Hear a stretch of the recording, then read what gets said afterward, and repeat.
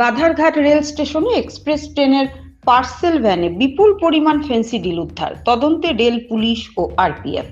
Jirania rail স্টেশনে ঘটনার রেশ কাটতে না কাটতেই এবার আগরতলার বাধারঘাট রেল স্টেশনে ফের বড়সড় ফেন্সিডিল উদ্ধারের ঘটনায় চাঞ্চল্য ছড়িয়েছে। এক্সপ্রেস ট্রেনের পার্সেল ভ্যান থেকে বিপুল পরিমাণ ফেন্সিডিল উদ্ধার করেছে আগরতলা রেল পুলিশ ও আরপিএফ এর যৌথ দল।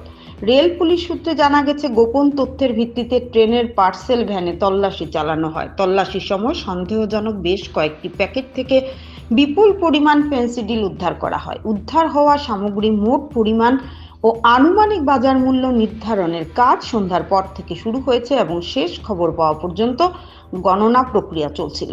রেল পুলিশ ও আরপিএফ এর আধিকারিকরা জানান, এই ঘটনার সঙ্গে জড়িত চক্রে খুঁজে তদন্ত জোরদার করা হয়েছে।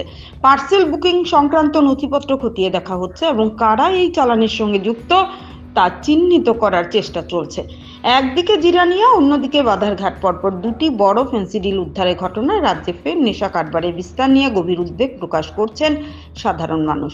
রাজ্যবাসীর প্রশ্ন, লাগাতার অভিযান ও উদ্ধার সত্ত্বেও কবে এই অবৈধ ফেন্সিডিল বাণিজ্য পুরোপুরি বন্ধ হবে?